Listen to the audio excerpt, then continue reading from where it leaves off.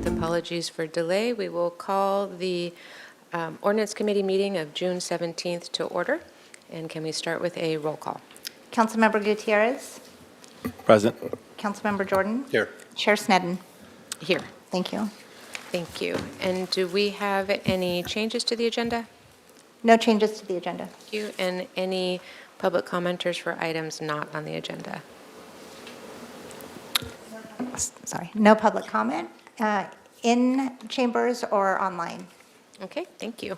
With that, we'll invite staff presentation on the ordinance to detach inactive services from the water and wastewater system. Chair Sneddon, Ordinance Committee members, Joshua Hagmark, Water Resource Manager, and here today to bring forward kind of an interesting challenge with operating water and wastewater operations. We do have some connections that haven't been used for a prolonged period of time and create kind of a mess of our system and trying to keep things organized and cleaned up. And in this case, we have roughly 460 connections to our water system that have been inactive for more than a year. And this isn't due to payment or anything. These are property owners who have called and requested to discontinue service, but have not taken any formal action to disconnect. And they, on a monthly basis, pay nothing into the system, although we continue to have a meter there and we continue to maintain their connection. So with that, kind of queuing that off, I want to turn it over to Ms. Munster to introduce herself and walk us through the presentation today. Thank you, Mr. Hagmark. Good afternoon, Chair Sneddon, Council Members Gutierrez and Jordan. My name is Katie Munster, and I'm a Water Resources Specialist. As Mr. Hagmark mentioned, today I will be discussing a proposed ordinance for detachment of inactive services from the water and wastewater systems. So today we'll begin with some background information on our water and wastewater system. We'll review the current reserved capacity charges program, and then we'll dive into the proposed program for detachment from the water and wastewater systems. We'll go over discussion at Water Commission, and then we'll discuss next steps and the recommendation, and I'll be happy to answer any questions. So let's begin with some terminology. Capacity charges are one-time charges for new or expanded water and wastewater connections. New customers pay their proportional share to buy into the existing water and wastewater systems that have been funded by existing customers. Then they remain current customers by paying their monthly water bills. These monthly water bills include monthly service charges that are paid by active customers regardless of water use. These fund the ongoing capital, operations, and maintenance of the utilities. These charges cover the cost of having a water system or the opportunity to have water and wastewater service available at all times. That is what we are referring to when we say that capacity is maintained. The system is available to you and ready to provide service at all times. So for more background, the water and wastewater capacity is maintained for all accounts, regardless if the account is active or inactive. Active accounts are charged a monthly water service charge and sewer base charge. However, inactive accounts are not billed and therefore do not pay these monthly charges. Even though the city does maintain the utility infrastructure and capacity for the account so that all systems are ready to provide service when called upon. I'll spend the next few slides discussing the current reserved capacity charges program. The reserved capacity charges program was initiated in 2013. The city continues to maintain the water service line and water meter even though the account is inactive, so that all systems are ready to provide that service. Reserved capacity charges accrue for accounts that have been active for 6 months or more. These charges accruing are the monthly service charges that have elapsed during the time since the 6-month grace period.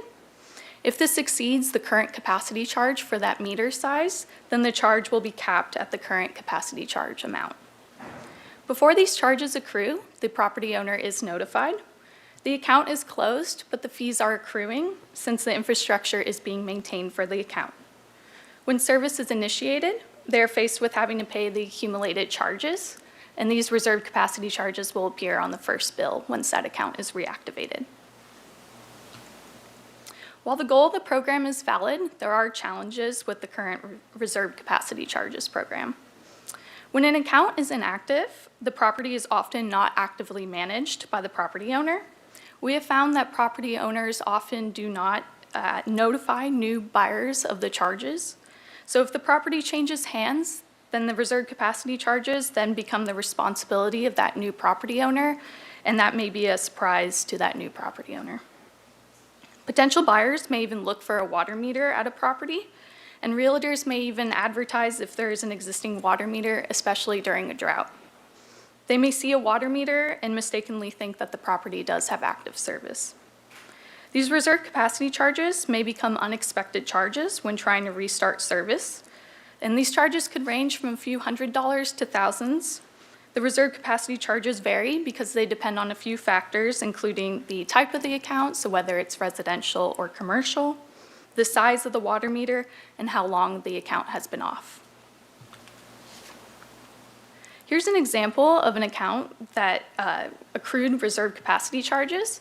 The previous tenant turned off water service prior to 2013 when this reserve capacity charge program was established. In 2021, the new owner took over the space and attempted to turn on service. They were informed that over $6,000 was due in reserve capacity charges, which were accumulating since 2013 when the program began. This example is based off of the monthly service charges from 2021 when this new owner tried to turn on service. However, monthly service charges are higher than they were when this program was created in 2013.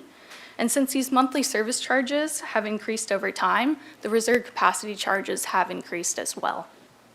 And just as in this case, the new customers often find that reserve capacity charges can be confusing and a surprise, and therefore do not align with our goal of maintaining trust and high regard of our customers.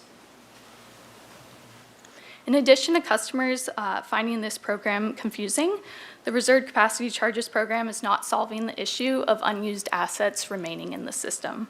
And we want to get to the heart of this issue. So the staff is proposing to retire the reserve capacity charges program as part of the annual update of the fee resolution. Instead of the reserve capacity charges program, we are proposing a new ordinance to resolve the issue of unused assets in the system. The intention of the new program is the same, that customers connected to the water system should pay into the system, but there will be a different approach on how to accomplish this. So the scope of this proposed ordinance are inactive water utility accounts that have been closed for at least 1 year. Examples of inactive services include an unused irrigation meter, or a meter that was installed but the parcel never actually was developed. Other times the parcel is redeveloped, but the unused meter is not removed at that point. Or it's possible that a developed parcel is just vacant. So this program is not directed at customers behind on utility payments. These are accounts that have been closed for at least 1 year, not accounts that are active but behind on payments. And there are about 460 accounts that have been closed for at least 1 year. So out of our over 27,000 connections, that's about 1.6% of all accounts.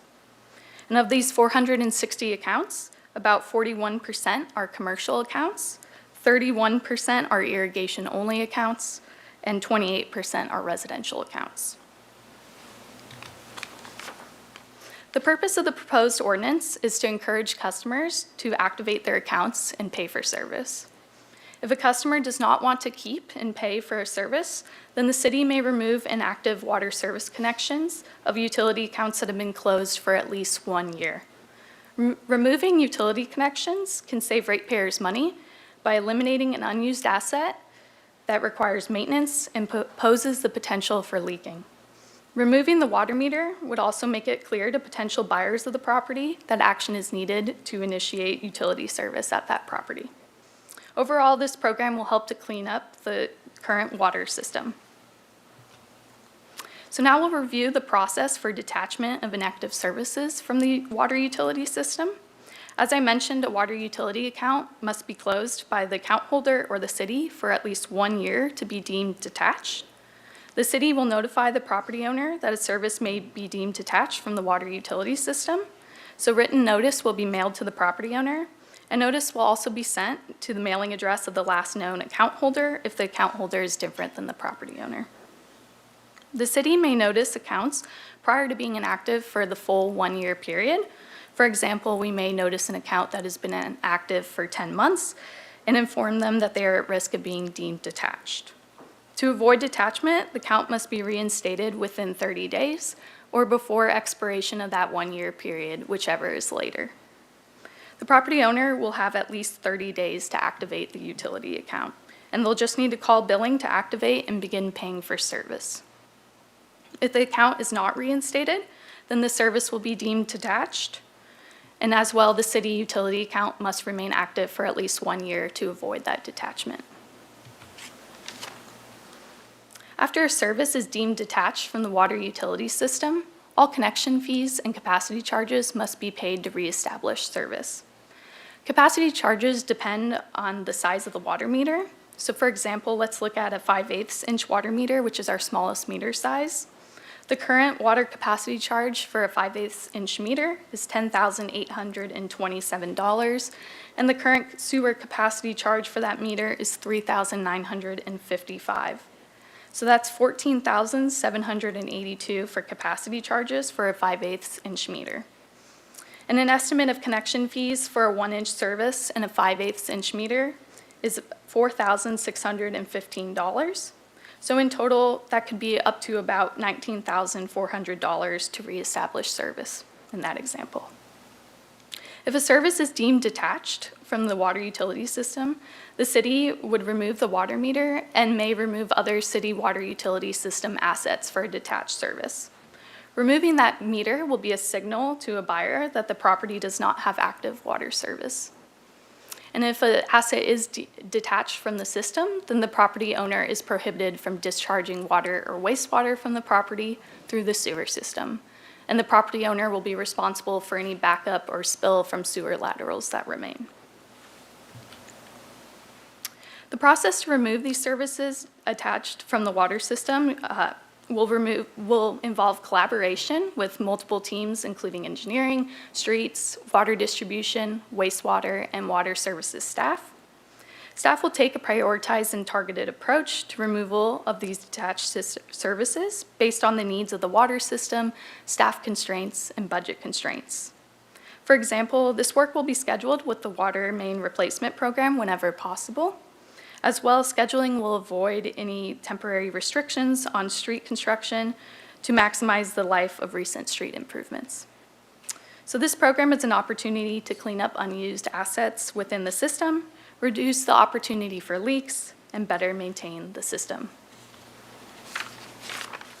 And now we'll go over the discussion at Water Commission. We brought this item to Water Commission on May 22nd. Staff will develop administrative procedures that incorporate the feedback from Water Commission. The administrative procedures may be established to implement the ordinance, and the procedures will be effective upon approval of the Water Commission. Water Commission was supportive of the general approach, but provided feedback that staff make best effort to make contact with the property owner to make a decision on the asset. The administrative procedures will include enhanced notification of customers. Options for confirming receipt of notice could include certified mail or possibly using door hangers as another method of contacting owners. The mail notice will include information on costs so that customers can make an informed decision. At Water Commission, it became clear that some projects may be simpler than others. For example, removing an irrigation-only meter may have different implications than removing a residential meter. The administrative procedures will allow staff to use discretion to implement a prioritized and targeted approach to detaching services. And the administrative procedures can be adjusted as the program evolves and will be reviewed by Water Commission for approval. Water Commission did vote 5 in favor of staff's recommendation. And now we'll go over next steps for the proposed ordinance. The reserved capacity charges are proposed to be retired as part of the annual update of the fee resolution. The fee resolution will be going to City Council today. So if Council adopts the fee resolution today, then the fee resolution updates will become effective as of July 1st. And if Ordinance Committee chooses to pass this ordinance forward, Then we will introduce this at City Council on July 29th, and later potentially adopted by City Council on August 5th. If adopted by Council, we plan to return to Water Commission with the proposed administrative procedures. And lastly, I have a slide on the recommendation. Staff is recommending that the Ordinance Committee forward to Council for introduction an ordinance adding Chapter 14.10 to the Santa Barbara Municipal Code. And with that, I'm available for questions. Thank you. Oh, yes. Thank you, Ms. Munster. And do we have questions from the committee? I know that we do. Councilmember Jordan? Thank you, Madam Chair. Can you be inactive by request, or is this generally or always just unused to become inactive? These are accounts in the city utility billing system that are inactive or closed. So it would have had to have been closed by either the account holder or the city at one point in time. And then there's no use? So, Correct, and you there's can't, no because you use. can't live in a house or have a legal occupied building without active water service, right? Yeah, Correct. so it's always unused. And then, are you guys carrying, so the money owed that you talked about, are we carrying that as real money owed? And then if so, what happens to that? Are you just writing it off, or is it part then of future rates to reconcile? How does that work out?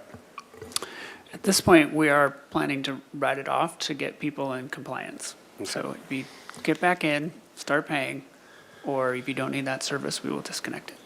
And no thought for somebody actually owes that money, maybe we haven't told them well enough in the past and we'll tell them enough in the future, or we just get rid of this program, but there's never been an option to lien their property taxes to make us whole for that time? No, we have never offered a lien option. And then I'm confused on that example. A capacity charge one time, Sometime. it's like a hookup fee, right? Or part of the hookup fees? Yeah. In today's vernacular. So somebody turns off their water in 2013, 8 years later, somebody tries to turn on the water. There's really no capacity charges due. There's monthly service charges due for those period of times, right? You're just combining all of that into what you're calling capacity charges, right? Correct. I believe we've been referring to it as reserve capacity. Basically, when you're paying your monthly minimum charge, that is maintaining your capacity in the system. That's covering our ongoing debt. That's covering the maintenance of your service connection, all those things that Okay, so continue. right now, that's being borne by the system, not paid by anybody, and you're proposing that the cost, that uncollected money, and you're proposing also that just becomes a city burden to reconcile when we make this change, right? The one time, yeah. Yeah, okay. And then, I think that's all my questions. Thank you. Thank you. And I have some questions. I had these questions at Water Commission, and I had these questions at briefing, and I continue to have these questions that, just sort of the exposure of cost to the property owner. So the example you give is the $6,000 surprise bill, but then the cost to reestablish services would be $14,000 to $19,000? Is that correct? That's So correct. I still can't reconcile this for myself, like the risk of, oh, I might have to pay $6,000 because somebody didn't pay all that time, or it's been removed and now I have to reestablish and it's going to cost me $20,000. It seems like a much bigger risk to the property owner. What we're attempting to do here is take away the surprise. So if you are, for example, buying a property, you're investigating it, it has no meter. At least you're going into the purchase of that property knowing that it needs to establish water service. The challenges that we've been having is people have been buying properties and they're like, there's a meter there, this must have service, blah, blah, blah. They come in, they buy the property, and then they go to turn on the service and we're like, oh, by the way, you have to pay, the past property owner turned it off 9 years ago, you have to pay all of the back fees. We're trying to get rid of that element. That's one element of what we've been experiencing. Now, again, not everybody's experience, but trying to get rid of that and clean up, for our purposes, clean up these connections to the system that aren't being utilized. So I guess I still would rather have a $6,000 surprise than a $20,000 surprise. I guess that's the thing I just can't quite get past. So what I'm trying to take, I guess, we're trying to take off the table is the surprise. So the property owner who's purchasing the property will know it has no service and know it's part of their negotiation with the party they're buying it from. They'll, hey, I'm gonna have to pay $20,000 to reestablish service. I want the property to be $20,000 less.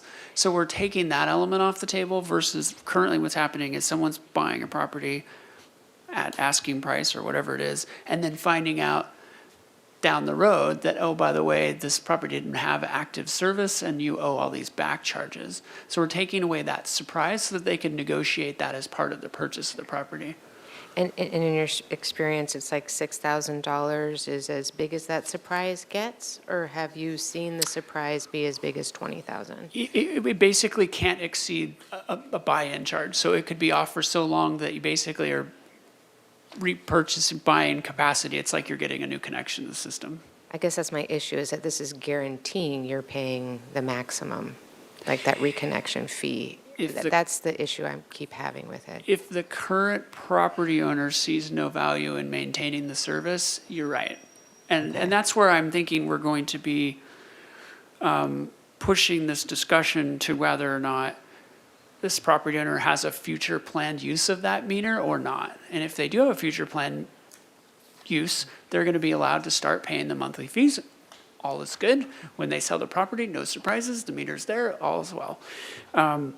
If they have no planned use for that meter, whether they have it or they're selling it, then we want to get it out of the system. It's something that we're maintaining because we think they're going to need service and they haven't been using it for years. Yeah, if they want it removed because they're not using it, I have no problem with it. That's how it will be but- done, yeah. So then the other question that I keep having is if you have to dig up paving or sidewalk or dig up infrastructure to remove these things, and then someone buys it, 6 months later, and then you have to repatch, unpatch, redig to put the thing back in at the cost of $14,000 to $19,000.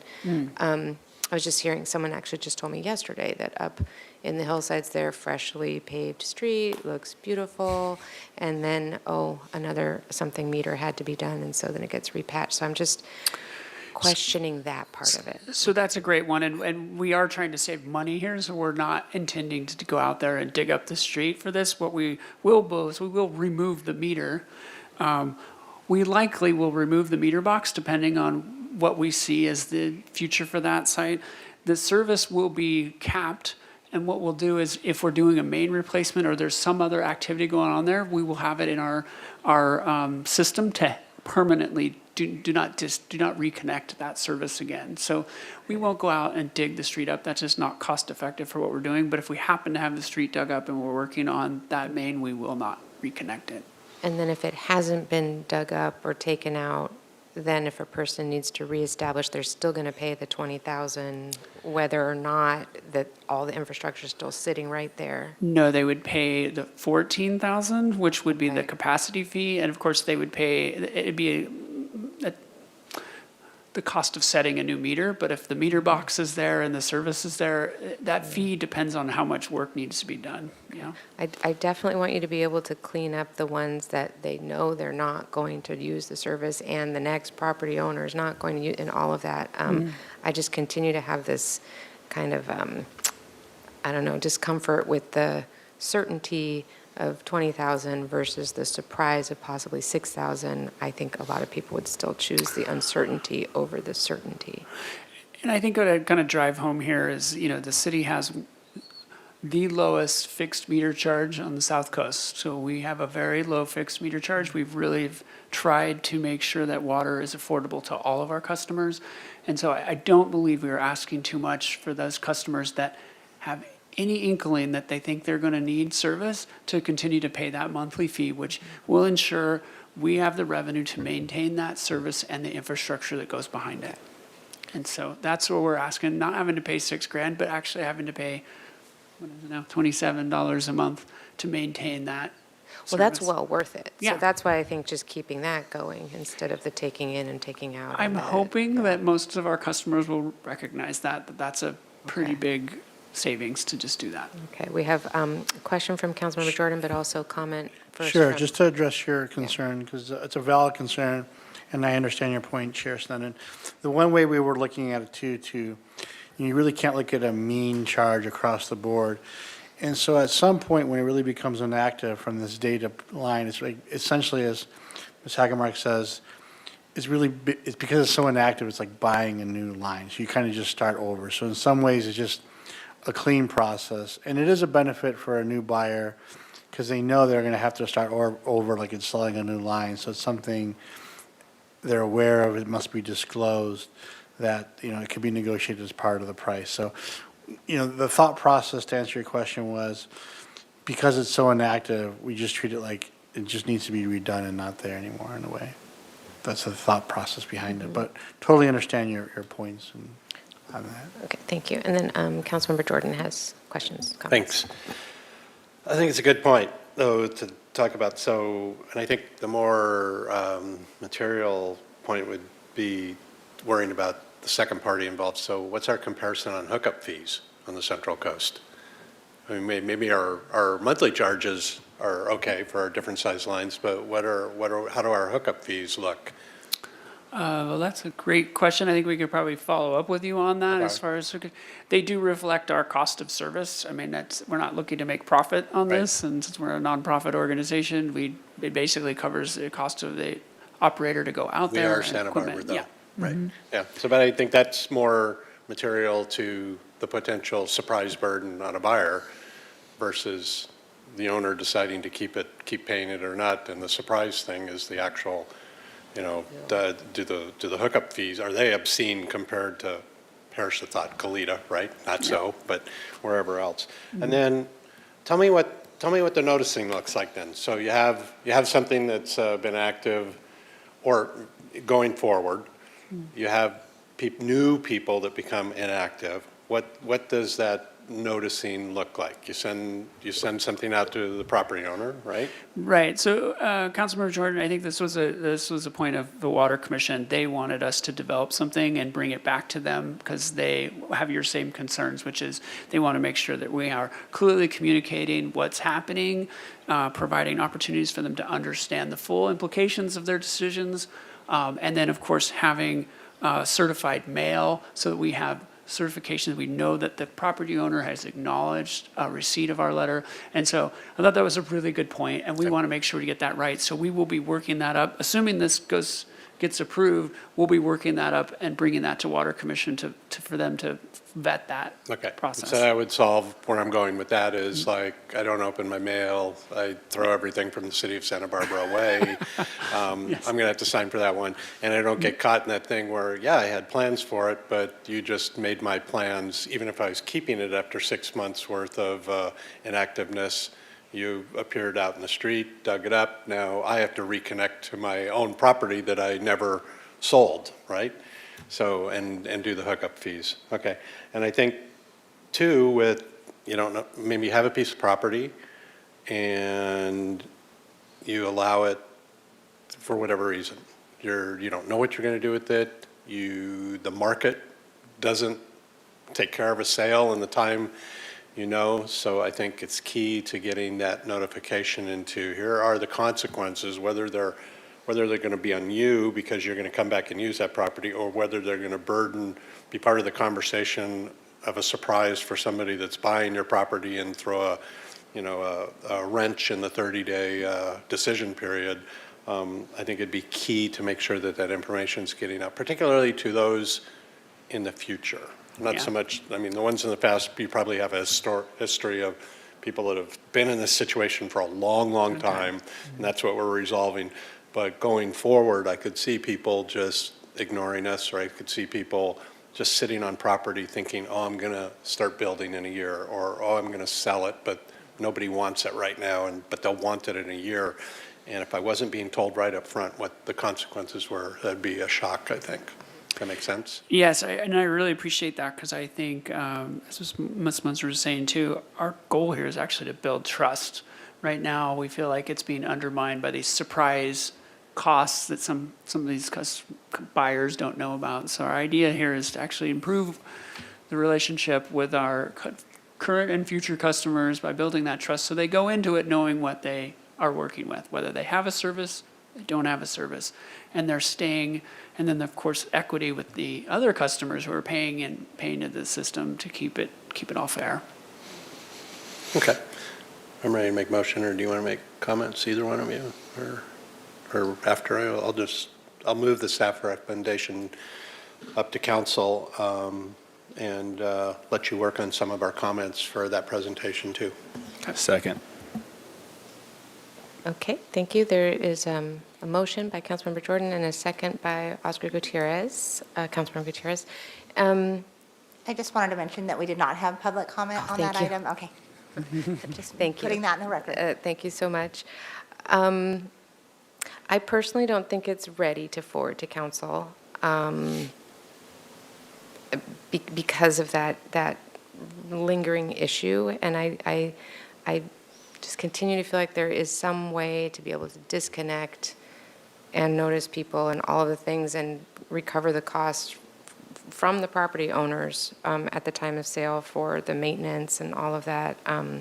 There's just something lingering in that certainty of trust of the $20,000 or $19,000 to me does not outweigh the, I don't know if it's a matter of trust building, what the risk is for not doing it. But I have the same concerns. So it's, but I think it can go to council and council will approve it. There's something just, and you know, I always support everything from Water Commission. So this is not easy, but Chair Sneddon, I haven't had a chance to talk to staff at all. Would there be a certain thing like of a cap of back charges? Like if like someone accrued over 5,000, you would go to this form if it was less? And like I said, I have not had a chance to talk to staff, but would that sway your concern as we kind of brainstorm before we come back to council? yes, I think it would. I mean, if there was a connection at some point, and then we've removed it for inactivity, and then we're putting it in, it's just, I can just imagine the public trust person coming back and saying, are you kidding me? I have to pay $19,000 to put the same thing that was there right back there.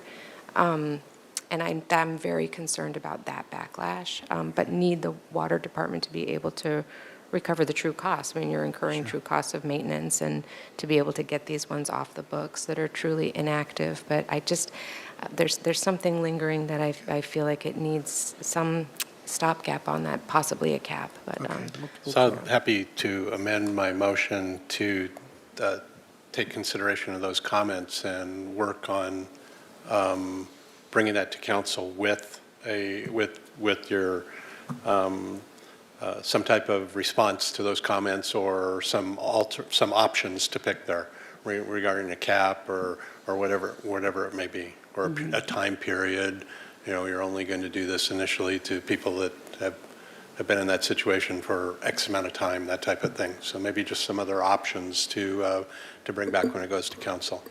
I don't want to slow you down and have you wait a month to come back to ordinance committee.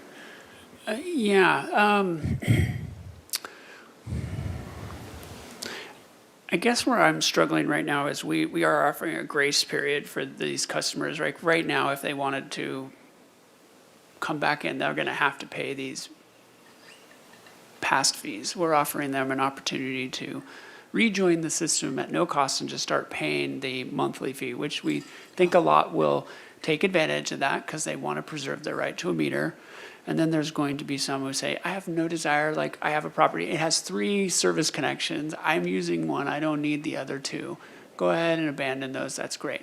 That's what the whole point of this, trying to get rid of those assets, and the folks who have any inkling that they think they might need it, they start paying the $30 a month for the monthly service charge.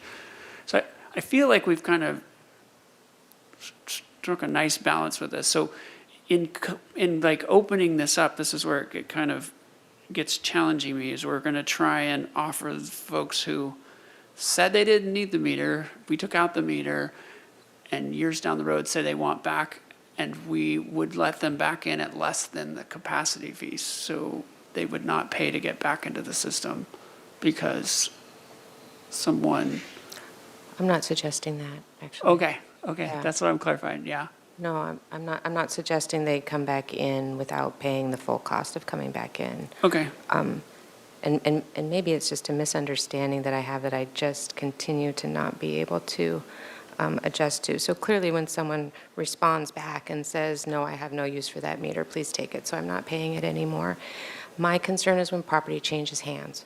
Somebody is like, well, I don't need it and I don't care, and it goes to the next property owner.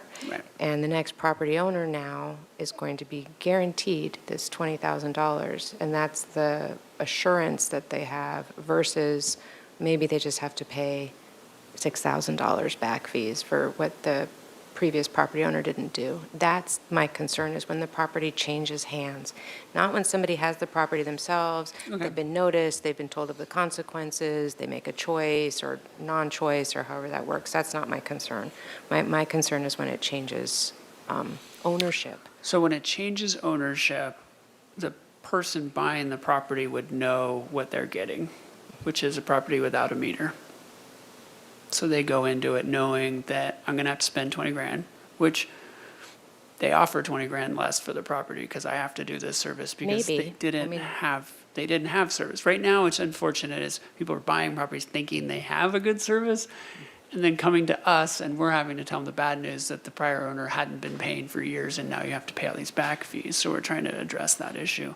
So I don't know that we're trying to, I'm certainly trying to make any money off this. I'm trying to, or gouge anybody. I was just trying to clarify this transaction. I in no way think you're trying to gouge the public. You're the most responsible steward of public funds, your entire department. So I hope I'm not, I think I'm making it worse by No, but continuing on. But I It's a haven't- good, it's a good point, because optically, if you're not inside the sandbox, it's like, we dug up this thing and took it away, and now we're going to charge you to put the same thing back in, right? And so that's the tension here, right? It's like, yeah. what other options are there if you dug something up and took that asset away, and now the member of the public's going to have to come pay again to plant that asset in again, where we willingly dug that up and took it away, right?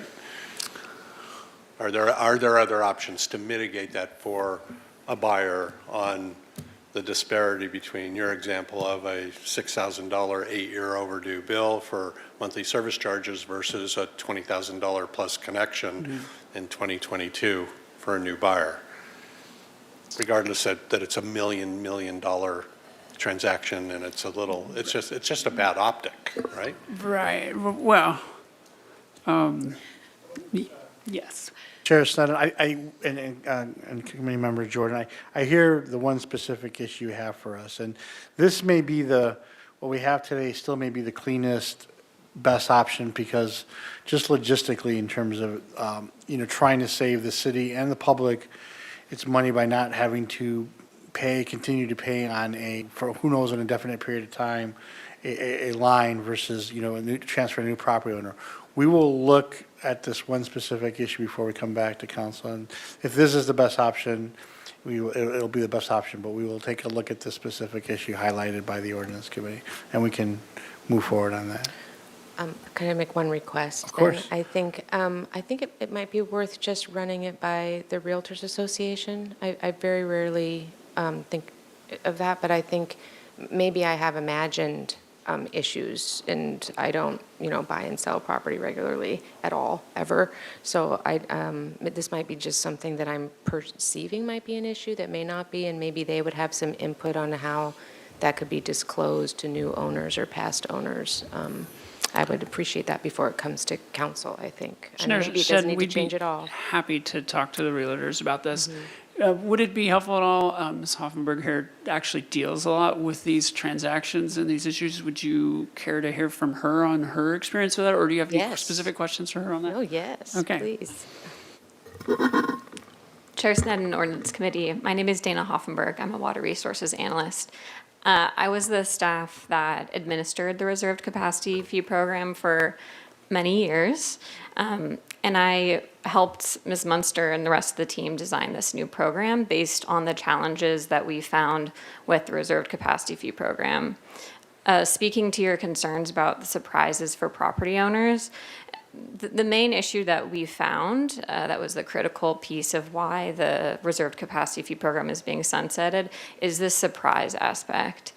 And what we were finding was that the lack of action from past property owners of just letting their services languish then became the problem and the burden of the new property owners without any notice beforehand, without any awareness.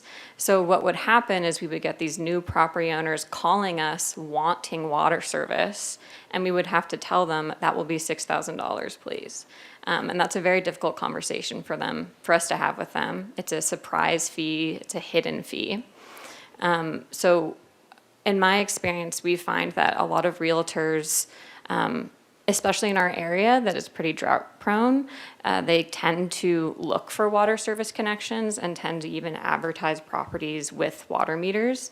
So we can definitely talk to the Realtor Association about this, but in my experience working directly with these property owners, when people go in to buy a property, they know if there's water service there or not. And if they know a water meter isn't there, they can negotiate upfront with the property owner of either lowering the price or something like that, knowing that's a cost. So this was actually the biggest thing that we were focusing on when creating the new program was resolving this surprise issue. Another thing we found is I'm fairly confident that most of the people that once we give them this notice, this won't be an issue because they'll just opt to turn on their account. Okay. And turning on their account is very simple. All they have to do is call our utility billing department, just put the account in their name, and we'll start sending them monthly bills. So it's a very easy off-ramp to avoid this entire situation of should I, shouldn't I, should we remove it? This program we think long-term will reduce the cost burden to like future property owners, reduce surprises, and overall balance the water fund to make sure that people are just paying for the service that they're getting. Thank you for that. Yeah. I appreciate that. And so I think that it would be worth talking to the Santa Barbara Association of Realtors, in addition, just because maybe there could be a mandatory disclosure of that back owed $6,000, and then that surprise element isn't there, or something that can be worked out in that sales transaction, because I hear you very loud and clear that hearing from when it changes hands that you have to deal with the property owners who are surprised by the $6,000.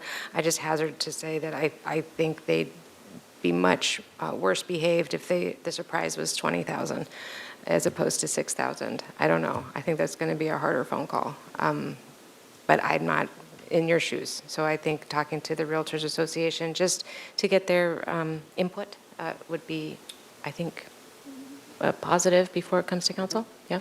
Okay. Are we ready then to vote? Okay. Okay.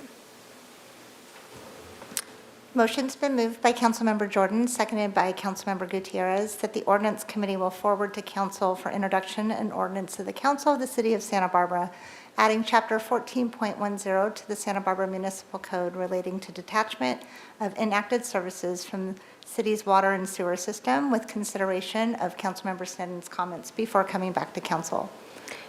Yes, and Councilmember Jordan's comments as well. Yes. Both. We'll Yes, include both. yes. Are you ready to vote? Yes. Okay. We'll do electronic vote.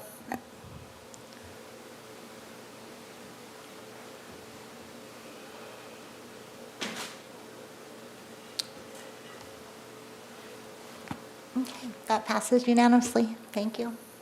Thank you. We are adjourned.